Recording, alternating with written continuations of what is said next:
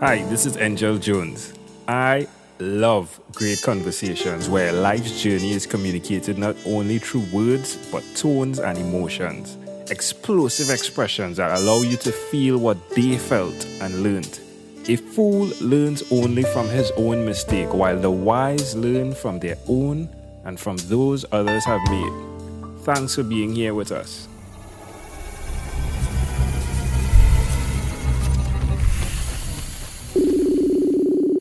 Good morning, Elaine MC Guinness. How are you going on this wonderful, beautiful morning? Fantastic, Engel. I'm so delighted to have this opportunity to speak to you Hey, on this it's a great pleasure, podcast. Elaine. It's a great pleasure, Elaine. I'll tell you. I'm sorry for not telling you before, but my wife would really love this conversation if you pronounce my name as Angel. Oh, Angel, like angel, Oh, there we Angel. go. Yes. Now she's in love with it again.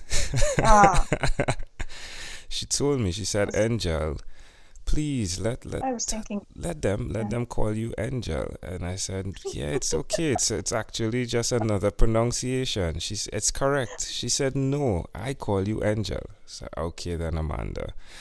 It's Angel. So yes, Angel. It's a good name. It's a good name to have, I appreciate that, Elaine. Angel. I appreciate. Well, Yeah. names that begin in E are amazing, are excellent.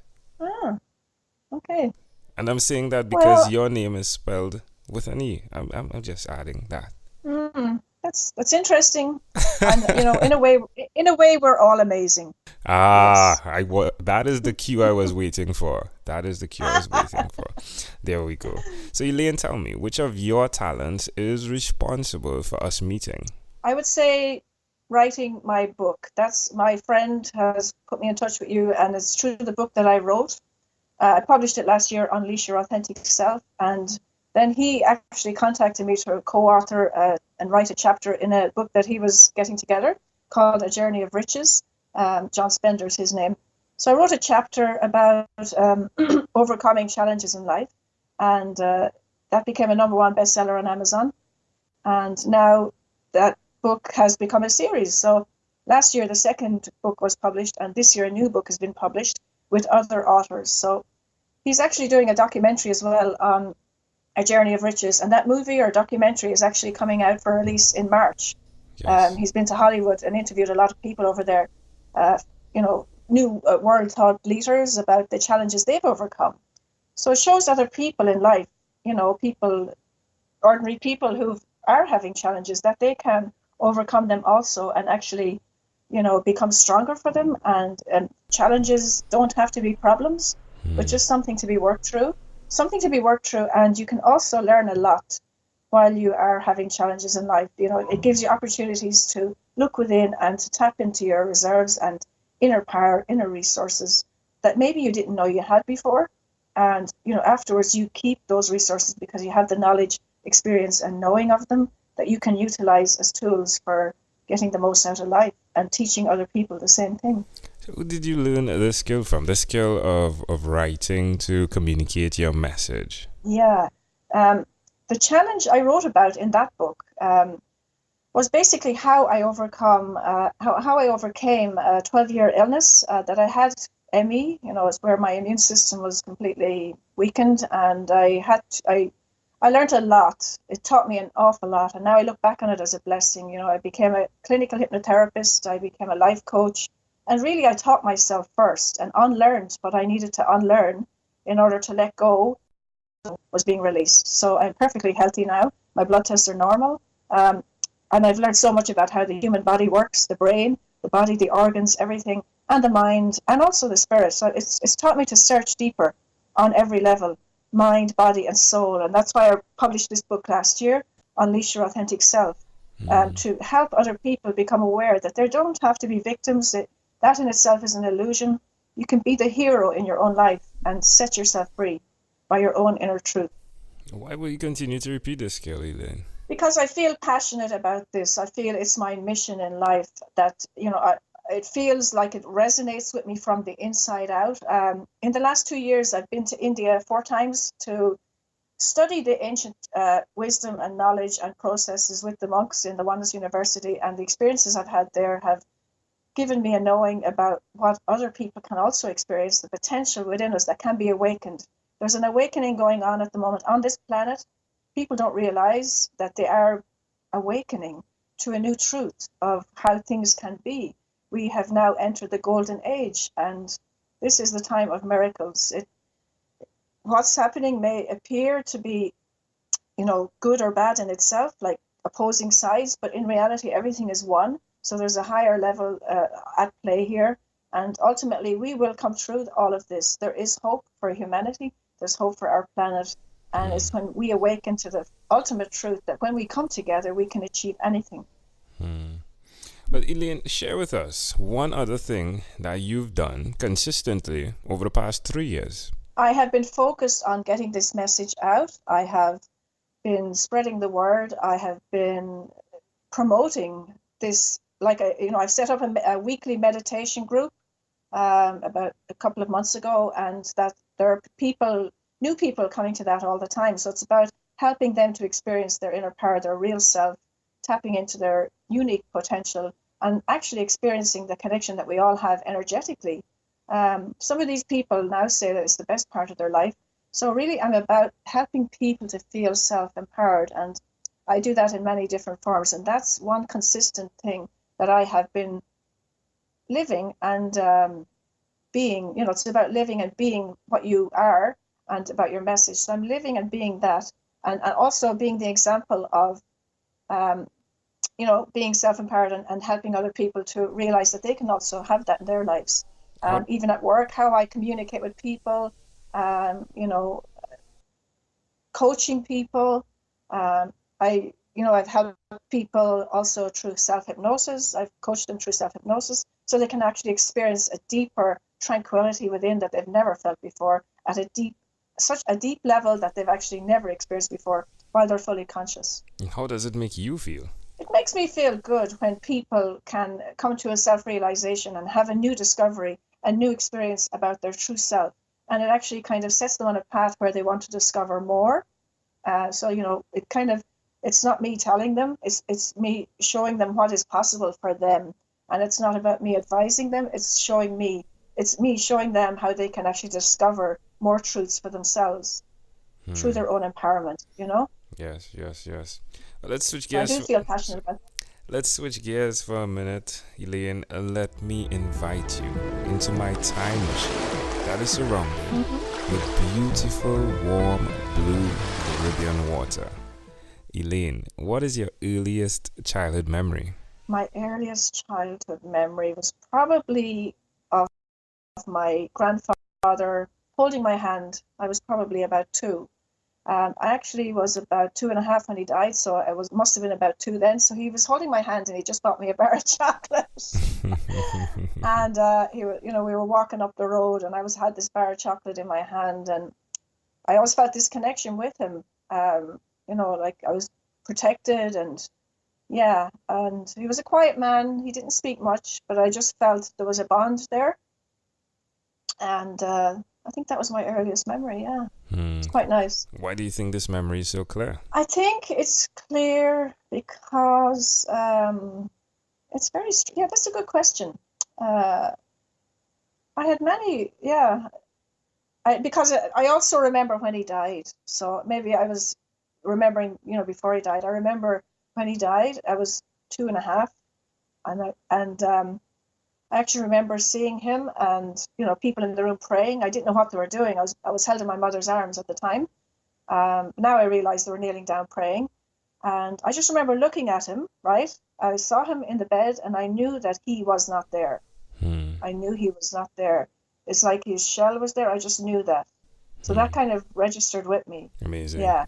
And I knew that he was somewhere, but I knew he wasn't there. That's really interesting.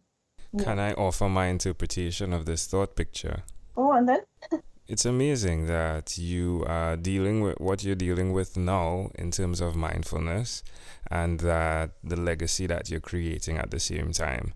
It's intriguing that you and your grandfather was walking on a road together, exchanging as much as he was quiet. He was exchanging with you, exchanging love, compassion, joy in his quietness. And Yes. then it is also amazing that you, in your 2.5-year-old age self, was aware that there was a difference from when he was walking with you and when he was in that box. And that's pretty intriguing to me. He was actually in the bed. We in those days we used to have wakes in Ireland where the person would be in the house for about 2 or 3 days. So I knew he was in the bed, Wow. but I knew he wasn't there. Pretty intriguing stuff. Yeah. Pretty intriguing. If we fast forward to when you were 12 years old, what was your favorite song? I'm trying to think. There was so many. Oh my gosh, 12 years old. I liked ABBA a lot and Right. Dancing Queen. There we go. It's amazing, Dancing right? Queen. So usually when I ask that Dancing question, right, it's amazing how it connects, right? So tell me if this is accurate or not, but going to India and doing all that you've done, can we call you the Dancing Queen? But that is really interesting that you said that, because the monks in India have told us that it was prophesied 5,000 years ago by, ancient people that lived that time, that now in these times that we're living in, that awakening is going to happen through dancing, being joyful. And when we go to India, they actually get us to dance in the sacred temple with loud music. So it's like a disco, loud music, dancing in this really sacred, supreme temple of light. It's called the Temple of Supreme Light, actually. And this temple is built on where ley lines, the energy grid points in the world intersect at the most in this one point. So it's quite powerful being in that temple and experiencing processes that are done there. And they get us dancing in the temple, and it's amazing feeling. So they said that, it has been predicted and prophesied that we are going to awaken through dancing, and we're going to dance into awakening. Well, Elaine, we have arrived at our destination, but before we get off of this time machine, there's a small declaration form, so it's yes or no. Have you chosen someone, Elaine, to pass on your skills to? Well, not anybody in particular. So really, I would like to. My legacy is my book at the moment, and I see more things happening. I'm not sure what they will be yet, but I do see more things. For me, I feel it in my being 100% that I'm not finished yet, and I haven't arrived at my destination yet either. So Okay. there's a lot more to happen, and there's a lot more in the pipeline. I definitely know that for sure, with I 100% conviction.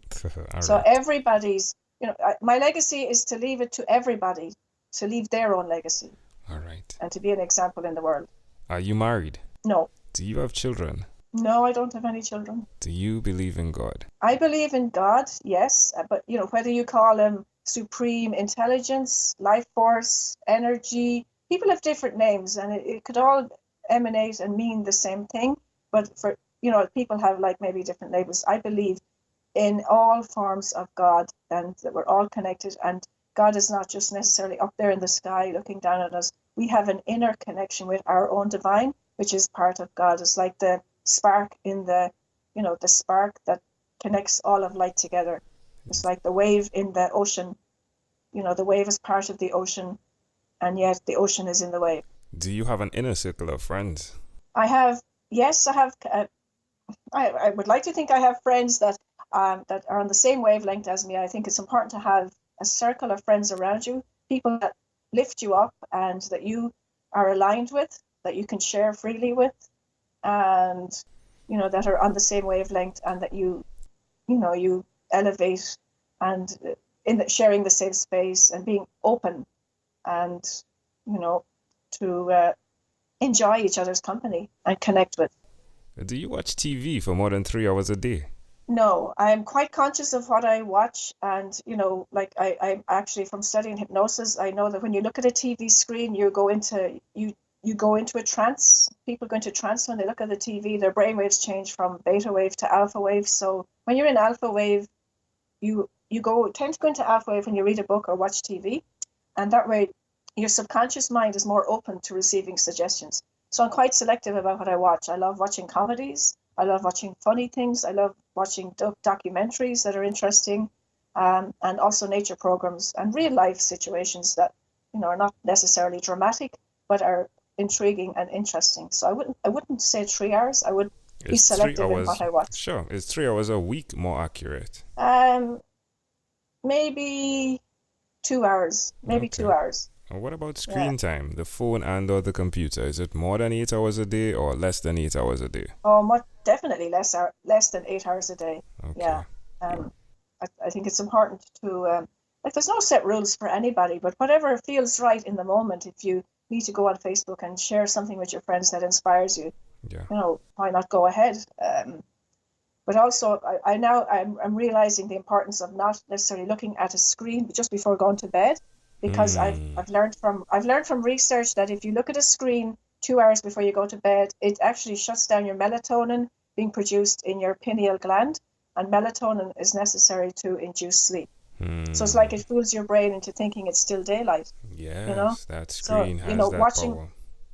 Yeah, so watching the sunset and the sunrise is really important. It helps to, activate a normal sleep cycle, because we're tuned in with nature naturally, but, living in the concrete jungle, sometimes we can lose touch with nature and how our bodies are supposed to function. Elaine, this was a great pleasure. Before you leave, is there anything you'd like to share with our amazing audience? I would like to share, just live, be happy, be content, love, send out love from your heart to the whole world. It will return to you. Be a hero in your own life and be prosperous. Elaine MC Guinness, thank you for being on 12-Minute Convos with Angel Jones. Thank you, Angel. My pleasure. I love that. I love that conversation. Amazing audience. Before you leave, there's one person I'd like to introduce you to, Amanda Jones. She is my wife, and her passion is to educate, encourage, and empower. Hi, I'm Amanda Jones, and I'm a registered nurse.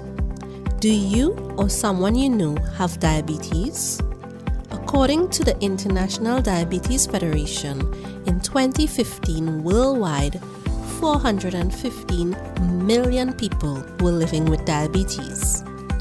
Just as that figure is overwhelming, so too can the effects of diabetes be.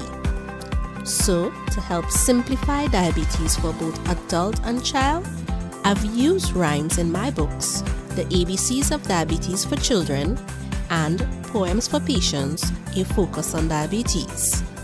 At its simplest, rhymes help us to remember. If you, a child or friend, want an easy, reader-friendly way to know about diabetes, then get a copy of these books. For more details, you can go to poemsbyaj.com. That's poemsbyaj.com.